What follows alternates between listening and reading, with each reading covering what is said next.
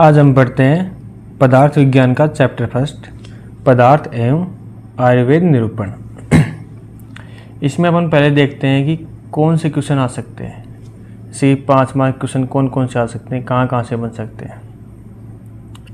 पहला क्वेश्चन बनता है पदार्थ की परिभाषा लक्षण लिखते हुए पदार्थ की संख्या लिखिए। एक क्वेश्चन बन गया। दूसरा बनता है आयु की परिभाषा लिखते हुए उसके पर्याय बताइए। परिभाषा कैसे? श्लोक के साथ। ठीक है। तीसरा क्वेश्चन है आयु की परिभाषा लिखो, पर्याय लिखो, प्रकार लिखो। इस टाइप से क्वेश्चन बन सकते हैं। चौथा बन सकता है 5 नंबर का आयुर्वेद का स्वरूप बताइए। ये ट्रिकी क्वेश्चन है, अच्छा क्वेश्चन है। पांचवा क्वेश्चन 5 नंबर बन सकता है कोई भी सिद्धांत दे देगा उसका चिकित्सीय महत्व के साथ। जैसे पंचमहाभूत सिद्धांत हो गया, धातु पोषण न्याय सिद्धांत हो गया, त्रिदोष सिद्धांत हो गया, षड्रस सिद्धांत हो गया। तो ये सब इम्पोर्टेंट है, ये लॉन्ग में भी आ सकते हैं। अब बात करते हैं कि 10 मार्क के क्वेश्चन कौन कौन से हो सकते हैं। पहला क्वेश्चन बनता है इस चैप्टर से सिद्धांत की परिभाषा लिखते हुए उसके भेदों को उदाहरण सहित समझाइए। एक क्वेश्चन ये बनता है। दूसरा बनता है आयुर्वेद के मूल सिद्धांतों का वर्णन कीजिए। ऐसे कुछ क्वेश्चन बनते हैं इस चैप्टर से। क्वेश्चन तो कुछ ही बन सकता है लेकिन इन पे पहले फोकस रहेगा। अब अपन बात करते हैं इस चैप्टर में कि पदार्थ का पेपर है, लेन दिया आएगा तो कितना लिखना है, कौन से क्वेश्चन इंपॉर्टेंट हैं, श्लोक याद करने हैं फिर नहीं करने हैं, या फिर एमसीक्यूज कहाँ से बनेंगे, उन सभी के बारे में अपन यहाँ बात करते हैं। तो आइए अब पढ़ते हैं अपन पदार्थ विज्ञान का पहला चैप्टर, पदार्थ एवं आयुर्वेद निरूपण। अब देखते हैं पदार्थ की व्युत्पत्ति, मतलब पदार्थ शब्द है वो किन शब्दों से मिलकर बना है। तो बना है पद प्लस अर्थ। पद मानी शब्द हो गया, अक्षर हो गया, अर्थ यानी उस जो भी विषय है उसका ज्ञात विषय है, वस्तु हो गई। ठीक है। अब आता है कि पदार्थ की परिभाषा क्या है। तो कुछ हैं जो कि श्लोक में याद रखोगे अच्छा रहेगा, बाकी हिंदी भी याद कर सकते हो। जैसे पहला है पदस्य अर्थ है पदार्थ। ये एक इम्पोर्टेंट परिभाषा है, इसको हमेशा याद रखना कि पद के अर्थ को पदार्थ कहते हैं। आचार्य चक्रपाणी ने कही है। दूसरी परिभाषा है सत्तार्थी ने कहा है परिमिति विषया पदार्था, यानी कि परिमिति यानी यथार्थ ज्ञान के विषय को पदार्थ कहते हैं। 2 परिभाषा हो गई। तीसरी परिभाषा है अपने आचार्य सुश्रुत ने बोली है यो अर्थो अभिहित है सूत्रे पदे वास्य पदार्थ है। मतलब सूत्र या पद में जो अर्थ अभिहित होता है, अभिहित मतलब जो डिराइव्ड होता है, उसे क्या बोलते हैं? पदार्थ बोलते हैं। अब देखते हैं पदार्थ के लक्षण। पदार्थ के 3 लक्षण होते हैं। पहला अस्तित्व है, दूसरा ज्ञेयत्व है, तीसरा अभिधेयत्व है। अस्तित्व मतलब एग्जिस्टेंस, ज्ञेयत्व मतलब नोबिलिटी, और अभिधेयत्व मतलब नेम एबिलिटी। अब देखते हैं इसका मतलब क्या होता है। अस्तित्व है मतलब जिसमें पदार्थ की सत्ता होती है, पदार्थ की सत्ता होने का भाव होता है।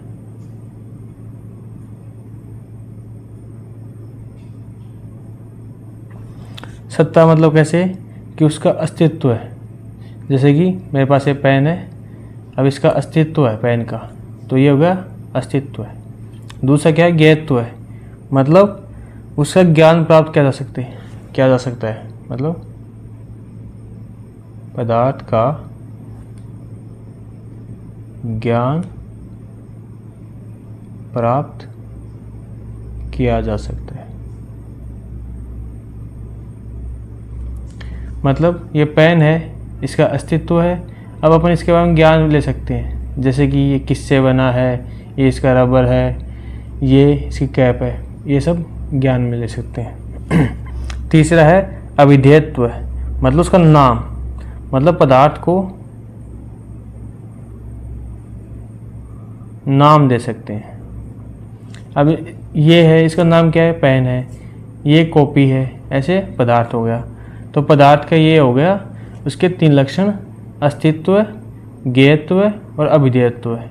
अब उसका होने का अभाव होता है, उसका ज्ञान प्राप्त कर सकते हैं और उसे नाम दे सकते हैं। ठीक है, अब हम देखते हैं सबसे इम्पोर्टेंट टॉपिक है पदार्थों की संख्या। तो विभिन्न आचार्यों ने विभिन्न पदार्थ माने हैं। सबसे पहला था सुश्रुत संहिता। सुश्रुत संहिता ने बोला है असंख्य पदार्थ। इसके लिए एक श्लोक आता है जिसे याद रखना है, क्योंकि यहाँ से एमसीक्यूज बनता है। असंख्य अपरिमिता च पदार्था। ये श्लोक याद, मतलब इसको याद रखना, यहाँ से एमसीक्यूज बनता है। सुश्रुत में क्या बोला है, पदार्थ असंख्य होते हैं, उन्होंने काउंटिंग नहीं बताई। दूसरा आता है आचार्य चरक।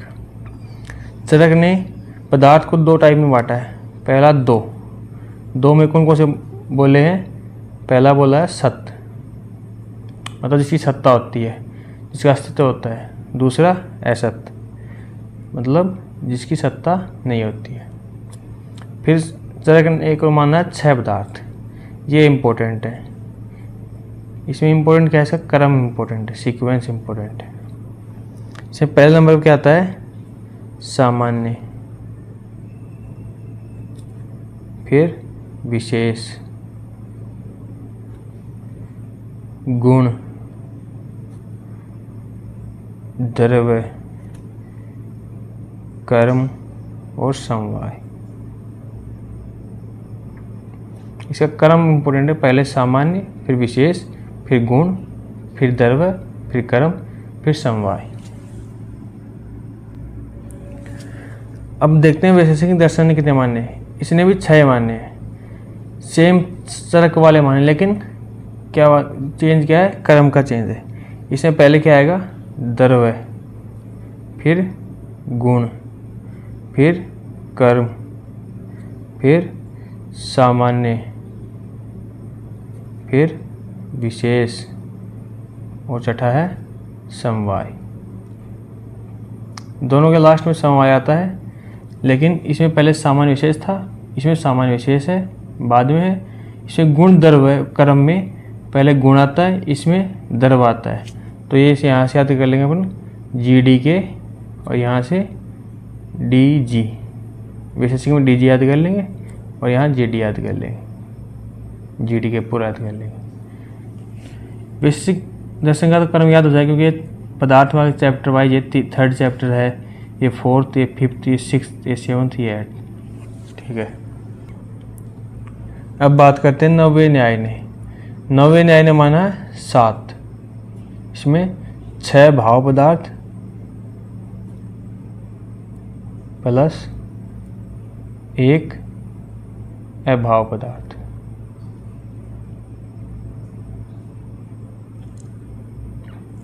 फिर आता है सांख्य दर्शन। इसने माने 25 तत्व है। कौन कौन से माने हैं, इनको याद रखना पड़ेगा, क्योंकि ये सृष्टि उत्पत्ति क्रम में भी आते हैं। पहला पुरुष, फिर प्रकृति,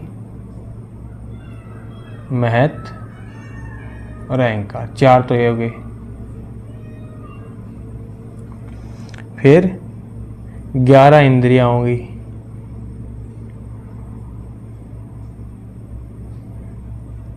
पांच तन्मात्रा होगी और 5 महाभूत हो गए। 11 इंद्रियों में क्या आ गई, 5 तो ज्ञानेंद्रियां आ गई, 5 कर्म इंद्रियां आ गई,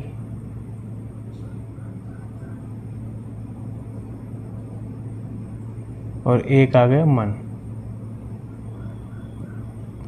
महाभूत कौन से हो गए, आकाश, वायु, अग्नि, जल, पृथ्वी। तन्मात्रा क्या होगी, इनके गुण, शब्द,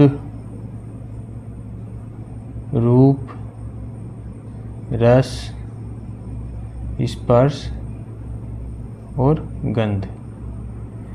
डिटेल नहीं पढ़नी, अभी केवल याद रखो 25 तत्व हैं, प्रकृति, पुरुष, महत, अहंकार, 11 इंद्रियां, 5 तन्मात्रा, 5 महाभूत, टोटल 25 हो गए।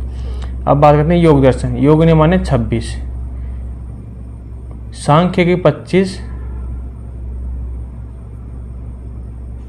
प्लस एक एक्स्ट्रा माना है ईश्वर, तो ये इसके हो गए 26। ठीक है, अब देखते हैं जैन दर्शन। जैन दर्शन माने 7। कौन कौन से? जीव, अजीव, आश्रव, बंध, संबर, निर्जरा और मोक्ष। पदार्थ विज्ञान में लॉजिक नहीं है, लॉजिक मत ढूंढना, मतलब जो है बस उसी को समझना और उसी को याद करना है। लॉजिक ढूंढने निकलोगे तो तुम भटक जाओगे, यहीं रह जाओगे। ठीक है, लास्ट वाला है अद्वैत सिद्धांत, मतलब अद्वैत वेदांत दर्शन, जिसे माना एक कौन सा? ब्रह्मा। तो ये होगी पदार्थों की संख्या की सुश्रुत संहिता ने माने असंख्य। श्लोक याद रखना, असंख्य अपरिमिता च पदार्थ है। चरक संहिता ने माने 2 और 6, 2 में सत और असत, 6 में सामान्य विशेष गुण द्रव्य कर्म समवाय।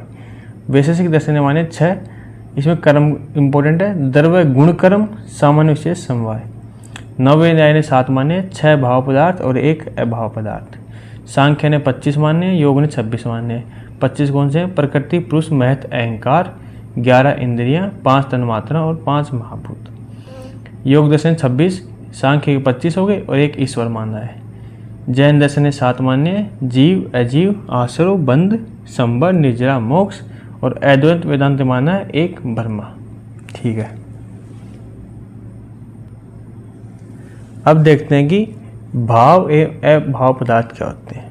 तो चरक ने लाइन बोली है, द्विविध एव खलु सर्वस्व सत असत, मतलब यह इसका संधि विच्छेद करेंगे तो सत च असत च, मतलब संसार में 2 पदार्थ पाते हैं, एक सत हो गया, एक असत हो गया। सत क्या होता है? वही जिसकी सत्ता होती है, सत्ता होती है, जिसमें पदार्थ के 3 लक्षण पाए जाते हैं, अस्तित्व, ज्ञेयत्व और अविधेयत्व। असत जिसकी सत्ता नहीं होती है।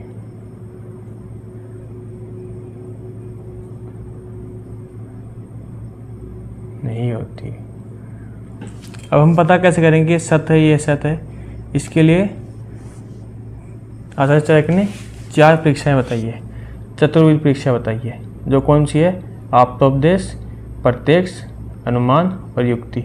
इनका वर्णन आगे मिलेगा परीक्षा प्रमाण में। अभी के लिए इतना जानो, आप्तोपदेश क्या हो गया कि जो आप पुरुष हैं उन्होंने जो अपने उपदेश दे दिए, जो वचन बोल दिए, उनकी बात सच होगी कि ये सत्य है, ये सत्य है। प्रत्यक्ष क्या हो गया? अपने कर्मेंद्रिय ज्ञानेंद्रिय से जो देखा है, साक्षात देखा है, वो प्रत्यक्ष हो गया। अनुमान क्या हो गया? मतलब आइडिया लगाना उसके बारे में। और युक्ति क्या होगी? सभी चीज़ों का यूज करके उसका समाधान निकालना। तो एक ये हो गया भाव और अभाव पदार्थ। 2 टाइप के होते हैं, सत और असत। जिसकी सत्ता होती है वो सत, जिसकी सत्ता नहीं होती वो असत। ठीक है, इतना है आज के लिए।